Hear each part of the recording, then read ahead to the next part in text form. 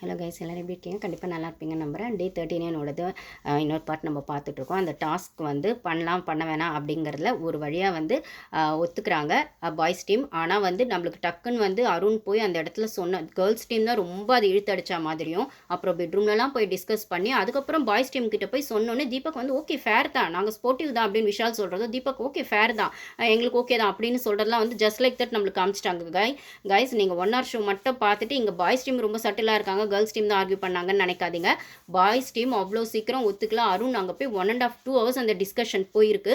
அவ்வளோ நேரம் அந்த டிஸ்கஷன் போகிற பட்சத்தில் அவங்க வந்து டாஸ்க் வந்து எப்படி நான் ஆல்ரெடி சொன்ன மாதிரி தான், எய்தர் கிச்சனில் சமைக்கிறவங்க டாஸ்க் பண்ணுவாங்க, அதுவும் டைம் கன்சியூமிங்காக இருக்காது. இல்லை அவங்களுக்கு பதில் வெளில இருக்கவங்க டாஸ்க் பண்ணுவாங்க, அதுவும் டைம் கன்சியூமிங்காக இருக்காது. ஜஸ்ட் ஒரு மார்ச் பாஸ் மாதிரி ஏதோ ஒன்று பண்ணுறாங்கன்னா அது அவங்க கரெக்டாக தப்பாக பண்ணால் திருப்பி கரெக்டாக பண்ணுற வரைக்கும் பண்ணணும், அவள் தானே தவிர இவங்க சொன்னால் அந்த பாடி லாங்குவேஜோ அவங்க சமைச்சு முடிக்கிற வரைக்கும் இவங்க பண்ணணும் அப்படிங்கிறதுக்கு கேர்ள்ஸ் டீம் ஒத்துக்கலன்னு இவங்க போய் சொன்னதை, அருண் சொன்னதை அவ்வளோ சீக்கிரம் பாய்ஸ் டீமும் ஒத்துக்கவே இல்லை. அவங்க வந்து திருப்பி அதில் வந்து ஜெஃப்ரியே வந்து சொல்லியிருக்காரு. என்ன சொல்லியிருக்காருன்னா, இது என்ன வர வர பாய்ஸ் டீமில் டக்குன்னு டெசிஷன் எடுக்கிற, நம்ம கேர்ள்ஸ் டீம் மாதிரி இழுத்து அடிச்சிட்டு இருக்கோம், ஏதோ ஒரு டெசிஷனுக்கு சட்டுப்புட்டுன்னு வாங்கலேப்பா, இவ்வளோ நேரம் பண்ணுறீங்கன்னு அங்கே ஜெஃப்ரியே சொல்லியிருக்காரு பாய்ஸ் டீமில். ஆனாலுமே அருண் வந்து திருப்பி உங்களுக்கு ஓகேவான்னு அவ்வளோ ஒப்பீனியன் கேட்குற பட்சத்தில் என்னென்ன இவ்வளோ நேரம் ஒப்பீனியன் கேட்டுட்டு இருக்கு. போன வாரம் சத்தியாவும் இந்த மாதிரி டெசிஷன் எடுக்கும்போது ரொம்ப நேரம் ஆனதுனால தான் சௌந்தர்யா கோவப்பட்டாங்க. இப்போ வந்து அவ்வளோ நேரம் எடுத்துக்கலனாலும் அருண் கிட்டத்தட்ட 1.5 2 hours போயிருக்கணும். ஜெஃப்ரியும் சொல்கிறாரு, எல்லார்கிட்டையும் இப்படி ஒப்பீனியன் கேட்டே இருந்தால் எப்போ தான் டிசைட் பண்ணுவீங்க அப்படின்னு. இதில் இன்னொரு விஷயம் என்னன்னா, இவங்க டிசைட் பண்ணுற வரைக்கும் கேர்ள்ஸ் டீம் இங்கே போய் அங்கே ரயன் சமைக்கவே ஆரம்பிக்கல. அது வெயிட்டிங்கில் தான் அவங்க சமைக்காமல் பசியில் அவங்க எல்லாரும் உட்காந்துருக்காங்கன்றது ஒன்று போகுது.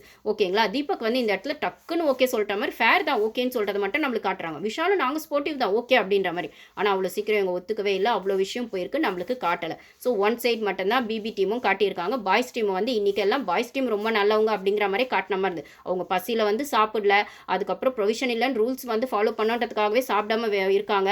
அதையும் இல்லாமல் கேர்ள்ஸ் டீம் இவ்வளோ டாஸ்க் விஷயத்தில் பண்ணும்போதும் பாய்ஸ் டீம் வந்து ரொம்பவே ஸ்போர்ட்டிவாக வந்து அவங்க சொன்னதுக்கெல்லாம் ஒத்துக்கிட்டாங்க அப்படிங்கிற மாதிரி பாய்ஸ் டீமை நல்ல விதமாகவே கொண்டு போன மாதிரி தான் இன்றைக்கான எபிசோடு இருந்திருக்கு. ஆனால் 24/7 அது ரிவர்ஸில் இருந்திருக்கு. ஓகேங்களா? இதுக்கு நடுவில் சாச்சனா சௌந்தர்யா பஞ்சாயத்து வேறு ஒன்று. சாச்சனா வந்து அதாவது சௌந்தர்யா ஓகே சொல்லிட்டாங்க, சாச்சனா ஓகே சொல்ல அந்த டாஸ்க்கு. அப்போ வந்து அவள் என்ன பேசிகிட்டே இருக்கா அப்படின்ற மாதிரி சாச்சனா வந்து டவுன் பண்ணுற மாதிரி, அதாவது அவங்க பேசுகிறத லிசனே பண்ணலை சௌந்தர்யா வந்து கேட்கலான் போது ஜாக்லின் வந்து சாச்சனாக்கு சப்போர்ட் பண்ணி இருடி அவளை பேச விடுடி அப்படின்னு சௌந்தர்யாவை சொல்கிறாங்க. நீ என்ன சொல்கிற, அவள் வந்து நான் ஏதோ ஒன்று சொல்லணும்னு சொல்கிறா அப்படிங்கிற மாதிரி. இல்லை அவள் பாயிண்ட்டையும் கேட்கணும்ல அப்படின்னு. ஏன்னா ஏற்கனவே சேது சார் வந்து போன வாரம் வீக்கெண்டில் நீங்கள் சௌந்தர்யா உங்கள் ஃப்ரெண்டு கேள்வியே கேட்கல, சாச்சனாவை தான் வந்து சாச்சனா வந்து உங்கள் ஃப்ரெண்டு பேசியிருக்காங்கன்னா ஹாஷா நீங்கள் உங்கள் ஃப்ரெண்டையும் கேள்வி கேட்டிருக்கணும் அப்படின்னும் போது இந்த இடத்துல அவங்களுக்கு மைண்டில் அது வந்திருக்கும் போல். அகெயின் சாச்சனா சௌந்தர்யா சண்டை வரும்போது ஜாக்லின் வந்து அந்த இடத்துல அவங்க மைண்ட் வாய்ஸ் வந்து இப்பயும் கேட்கலன்னா நம்ம சௌந்தர்யாவை ஏதோ சொல்லனா வீக்கெண்டில் நம்மளுக்கு கேள்வி கேட்பாரு சேது சார் அப்படின்னு மைண்ட் வாய்ஸ் வந்திருக்கும் போல். அதனால் சாச்சனாவை வந்துட்டு சாரி சௌந்தர்யா வந்துட்டு நீ கம்முன்னு இருக்கிறியா கொஞ்ச நேரம் அந்த பொண்ணை பேச விட, அவள் காதெல்லாம் முடிக்கிற மாதிரி ஒரு மாதிரி பண்ணியிருக்காங்க சௌந்தர்யா. அவள் பேசுறதே கேட்க முடியல, காது முடிக்கிறேன், இப்பெல்லாம் பண்ணாத சௌந்தர்யா, அடுத்தவங்க பேசுறதையும் கேளு, நீ மட்டும் பேசாத, எல்லாரும் குறை சொல்லிட்டே இருக்காதுன்னு அப்படியே 2 திட்டுற மாதிரி சௌந்தர்யாவை வந்து ஜாக்லின் சொல்லிட்டாங்க. இது வந்து இன்னும் கொஞ்சம் ஒரு பெரிய இஷ்யூவாக வந்துட்டு சௌந்தர்யா ஜாக்லின் நடுவில் போகும்போது என்ன நான் தான் சொல்கிறேன்னா நீ மட்டும் சொல்கிறது இல்லையா அப்படின்ற மாதிரி கொஞ்சம் போச்சு. ஆனால் அது வந்ததுக்கு காரணம் சாச்சனா தான். ஆனால் சாச்சனா இன்னைக்கு வந்து எனக்கு இந்த விஷயத்தில் எதுவும் தப்பு பண்ண மாதிரி தெரிலங்க. இன்னொன்று அவங்க மரியாதை இல்லாமல் பேசுகிறதா ஒரு விஷயம் எடுத்து வைக்கிறாங்க சௌந்தர்யா. அவங்க வந்து என்ன மரியாதை இல்லாமல் பேசுகிறா, என்ன சொல்கிறது, பேர் சொல்லி கூப்பிடுறா, அக்கான் தான் என்னை கூப்பிடணும் அப்படின்லாம் சொல்லும்போது அவங்க வந்து சாச்சனா சொல்கிறாங்க அது கரெக்டு தான். சுனிதா கூட இது ஆல்ரெடி ஒரு இடத்துல சொல்லியிருப்பாங்க, சாச்சனா வந்து வேணும்னா அக்கான் கூப்பிடுறா இல்லைனா வந்து பேர் சொல்லி கூப்பிடுறான்னா அது நம்ம யார்கிட்டயும் அந்த வீட்டில் ரெஸ்பெக்ட்லாம் எதிர்பார்க்க முடியாதுங்க. அவ்வளோதான். ஒன்று கொடுக்கலன்னு தெரிஞ்சால் நம்மளா தள்ளி வந்துடணும், இல்லை கொடுக்குறாங்களா வாங்கிக்கணும், அவ்வளோதான். அதை விட்டுட்டு இவங்க சௌந்தர்யா வந்து என்ன மரியாதையாக கூப்பிட மாட்டா அப்படின்னு சொல்லும்போது அவங்க சொல்லும்போது சாச்சனா சொல்லும்போது சொல்கிறாங்க, நான் எப்போ உங்களை மரியாதை எல்லாம் கூப்பிட்டேன், வாங்க போங்கன்னு தானே கூப்பிட்றேன், வாங்க போங்கன்னு கூப்பிட்றானா அக்கான்னு கூப்பிட்றேன், இனிமேல் நீ அக்கான் தான் கூப்பிடணும் அப்படின்னும் போது சரி அப்படி தானே, சரி ஓகே அப்படின்ட்டு அவங்களும் போயிடுறாங்க. இந்த இடத்துல இது வெளியில் போயிட்டு சௌந்தர்யா வந்து ரயன் கிட்ட உட்காந்து பேசுகிறாங்க. ரயன் வந்து சூப்பராக ஒரு அட்வைஸ் பண்ணுறாரு. சரி ஓகே சௌந்தர்யா இல்லை ரயன் வந்து அவ வந்து சாச்சனா இந்த வீட்டில் எல்லார்கிட்டையுமே ரெஸ்பெக்ட் இல்லாமல் தான் பேசுகிறா செய்கிறா, யாருமே அது சொல்கிறது இல்லை, எனக்கு அது தோணுச்சு சொன்னேன், எனக்கு ரெஸ்பெக்ட் வேணும்னு நான் தோணுச்சு சொன்னேன்னா உடனே ரயன் வந்து சூப்பராக ஒரு கேள்வி கேட்குறாரு. நீ ஃபஸ்ட்டு வந்து இப்போ வந்து அந்த டாஸ்க் வரும்போது ரயன் நீ போய் சமையதை ஓகே சொல்லியாரா டாஸ்க் பண்ணிக்கலாம் ஓகேன்னு சொல்லி என்னை கைப்பிடிச்சி இழுத்துட்டு அந்த சைடு விட்டல அப்படின்னு சொல்லும்போது நானா யார் கை அப்படின்ற மாதிரி அவங்க கேட்குறாங்க. அதான் என்னை கை பிடிச்சிட்டு வந்து நீ போய் சமைன்னு உங்கள் குரூப் இன்னும் டிஸ்கஷனே பண்ணவே இல்லை, கேர்ள்ஸ் டீம் அந்த டாஸ்க் ஒத்துக்கிட்டாங்களா ஒத்துக்கலையான்னு. அதுக்கு முன்னாடி நீ என்னை ஃபோர்ஸ் பண்ணி ஒன்று பண்ணுறல, அப்போ வந்து அந்த இடத்துல எனக்கு நீ ரெஸ்பெக்ட் கொடுக்கலன்ற மாதிரி தான் எனக்கு ஃபீல் ஆகுதுன்னா அவங்களுக்கு சட்டுன்னு புரியல. ஸோ நீ எப்படி பண்ணுற அப்படிங்கிறத ஒரு விஷயம் இருக்குல்ல.